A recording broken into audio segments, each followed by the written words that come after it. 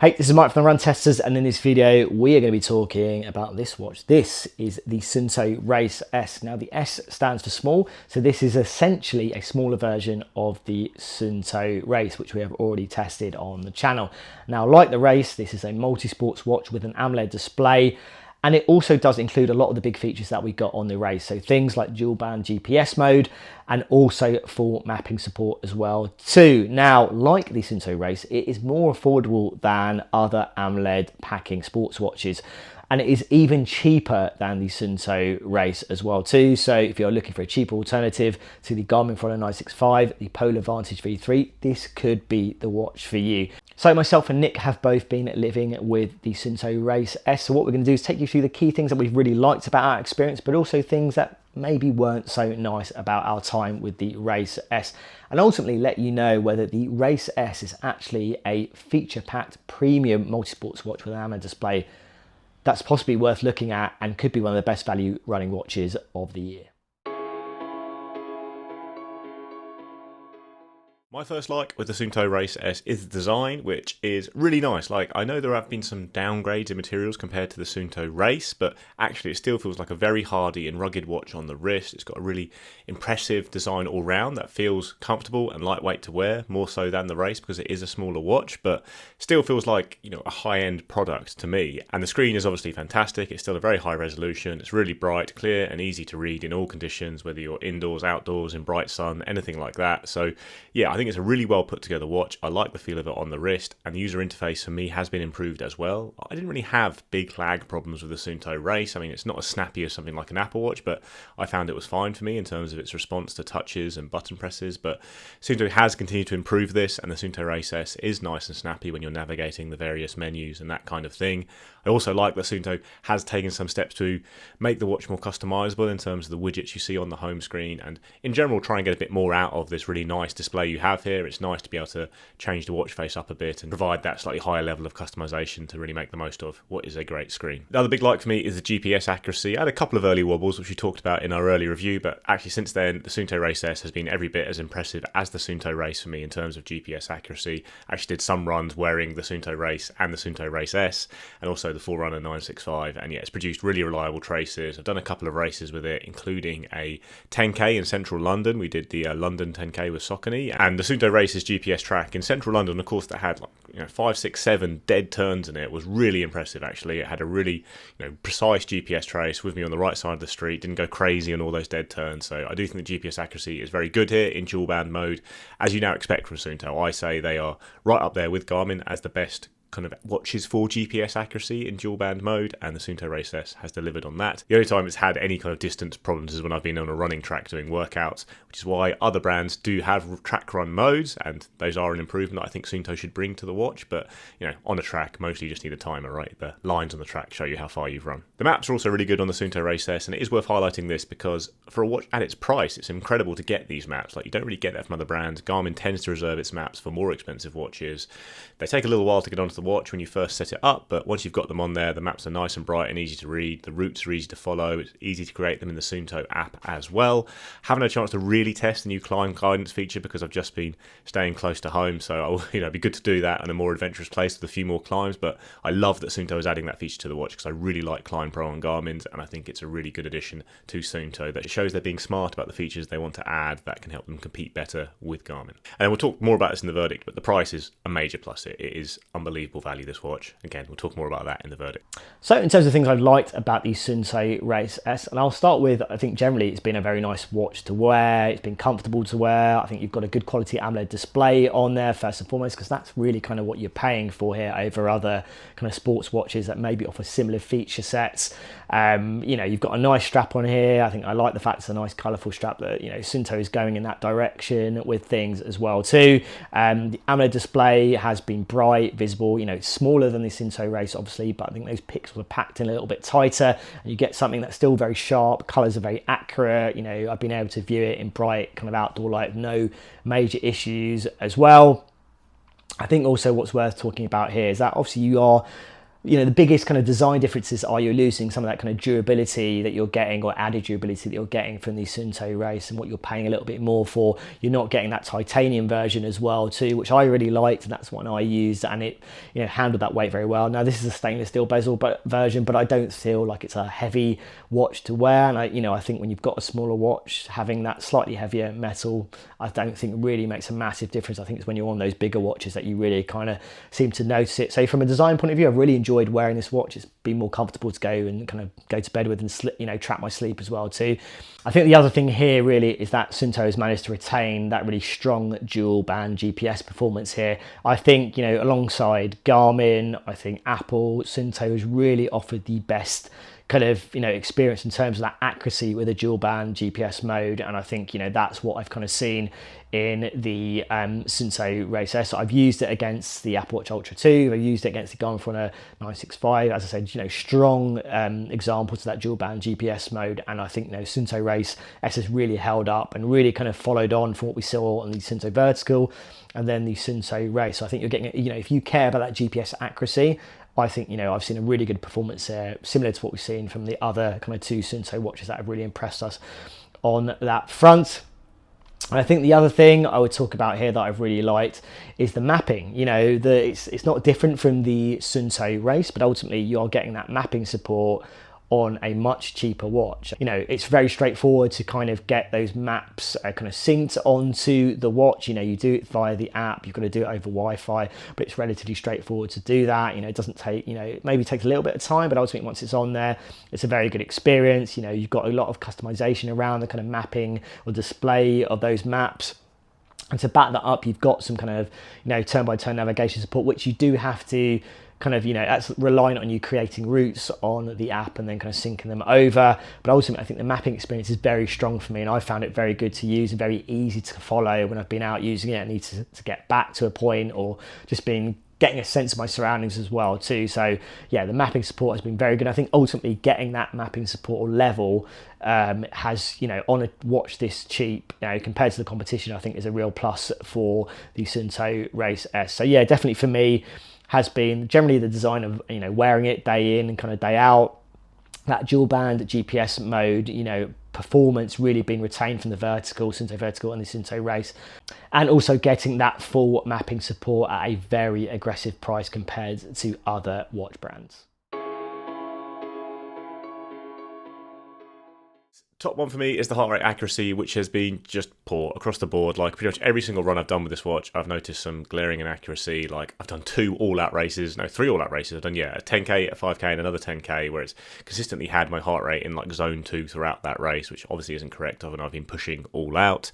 I've also had it reading way too high on easy runs, which obviously skews all the training analysis you get from the watch, that kind of thing. And yeah, it's just, I've tried lots of different things. I've tried wearing it on my other wrist. I've tried wearing it, different positions on the arm. I've gone very tight. I've gone a little bit looser, and nothing I do seems to get me reliable heart rate readings on the run. It's actually been okay when cycling and indoor cycling and doing yoga and strength sessions, but yeah, on the run, I just haven't had reliable heart rate reading, and it hasn't really improved for me from the Suunto Race. And maybe it will work better for some people, which would be great, but I definitely would link and have now linked a heart rate chest strap to this watch to get more accurate data in for both workouts and the training analysis. It's not hard to pair a chest strap, but you can only pair one sensor of each type with Suunto. It doesn't actually give you the name of the sensor, which makes it a little bit harder and more faffy than with other brands. But yeah, I just haven't had a good experience with the heart rate accuracy at all. Battery life is kind of a minor dislike. I'm kind of neutral on this because it is a very small watch with a very bright screen, with high resolution, and it's a shame it's such a big drop off from the Suunto Race, because I've only been getting 3 or 4 days of use out of this watch with the always on screen enabled and running for usually at least an hour each day. It's fairly heavy use, especially with notifications coming in as well and buzzing, but yeah, 3 to 4 days is fine, I'd say, for a watch like this. It's not a problem. I wouldn't say it's a major negative to the watch, but it's a shame because the Suunto Race did last a week with similar conditions. I know it's a bigger watch, but it's quite a big drop off you have here. And even if you turn the screen to raise to wake, you're not really getting that much more, probably only like 5 days. So you can extend the battery life by doing things like turning off the heart rate monitoring, 24/7 heart rate monitoring at least, and maybe not using the most accurate GPS mode every time. But yeah, it's it's like I say, it's fine for what it is, but it's a little bit less than I was hoping for from the watch. I was hoping for more like 4 or 5 days, which obviously isn't a massive improvement, but it's something that does make a difference in terms of how often you're thinking about charging the watch. And lastly, it is a dislike. It's not a major one for me, but the lack of smarts on this watch will be off-putting for lots of people, especially the lack of music storage, which means if you do want to listen to music or something during your run or other workout, you are going to have to take a phone with you or another device.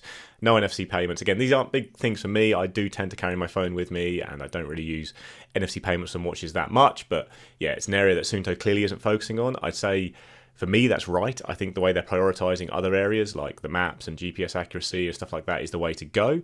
But it is an area where Garmin very clearly has an advantage in the sports watch world in that it has the smart features that other brands haven't really provided yet. So in terms of things I've not absolutely loved on the Suunto Race S, and a few of these things have been carried over from my experience with the Race. I think the first thing would be the kind of general software experience, performance, I think on the watch and off the watch. I think, you know, with the Suunto Race, I think the thing that really stood out for me is there's that little bit of lag for me in terms of interacting with it. And I think also just the organisation of the user interface as well too. I was hoping for things to be a little bit better on the Suunto Race S. I do think it has been, but I do still think there's that little bit of lag that I think, you know, when you put it up against something like the Polar Vantage V3, the Forerunner 965, I think even the Forerunner 265, it just doesn't feel as slick to me in terms of my experience. And off the watch, I think also, you know, looking at the kind of, you know, the experience there, I think particularly from the kind of training analysis side of things, it's pretty overwhelming. There's a lot of information there, and I think Suunto could do a better job of kind of packaging that information and, you know, really elevating how useful the Suunto Race S can be as a kind of training device, offering those training insights that you can really take on board, which I think at the moment it feels like that information is there, but it just doesn't feel like it's executed or presented very well on and off the watch. In terms of other things, I think often there is a little bit of a battery life drop, which, you know, I wasn't expecting to really notice, but I definitely do think that has been the case for me. I think day to day, I think generally whether you're using it with that raise to wake gesture support, whether you're using it in always on mode, display mode, I think mainly the main thing that really I noticed was, you know, when you're using that top GPS kind of mode, where I think on the Suunto Race, it really kind of stood out in terms of really holding that battery life compared to other AMOLED watches, or, you know, showing less of a drain on that battery. And I feel like it's a bit more of a severe drain here when you are using that kind of dual band mode on the Suunto Race S.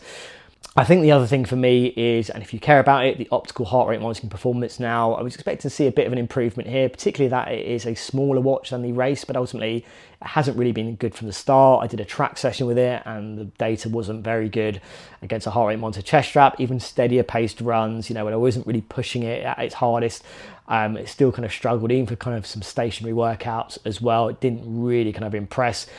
Now, ultimately, we do normally say, you know, pair these watches with a heart rate monitor chest strap if you really care about that data, and that's the same story here with the Race S, and it's very easy to do. I've done it with the Garmin HRM Pro Plus chest strap, the Wahoo Tracker heart rate chest strap, and also the Polar H10, and I've had no issues in terms of connecting those heart rate monitors.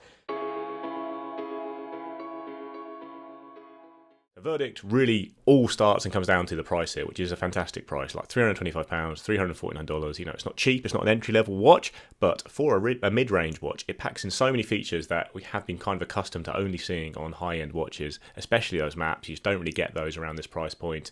The design, I think, is really nice. It is equivalent to some of the, you know, more expensive watches, even without the titanium option and that sapphire crystal screen. It's a nice watch that has a very sturdy design for me, and you've got dual band GPS, very accurate GPS, and Suunto is improving and doing it at quite a fast pace. Like, they are picking up on things and sorting things quite quickly, and that's very encouraging, and for the software to keep developing, which will hopefully help iron out some of the kind of kinks you get with Suunto, things like the not being able to customize the sports mode, having to create an entirely new one, the way structured workouts are done, stuff like that. But yeah, it's a really good watch, and Suunto keeps improving in this area. I mean, the Suunto Race is great value, the bigger watch, but this is, you know, $100 cheaper, you know, however many pounds cheaper, just a fantastic value watch. There are still areas where you're going to get more from Garmin watches, but you are going to pay more for those watches, even in sales. Something like the Forerunner 965 is not going to come down to the price you're going to get the Suunto Race S at, and while that does have, you know, better mapping features, some extra stuff there, more smart, slightly better and easier to use user interface, in my opinion, you know, you're paying loads more for that. Like the closest AMOLED watching Garmin's watch to this is the Forerunner 265, which doesn't have maps. You know, it has some interesting training features like readiness and those smart features, but I'd rather have the maps probably.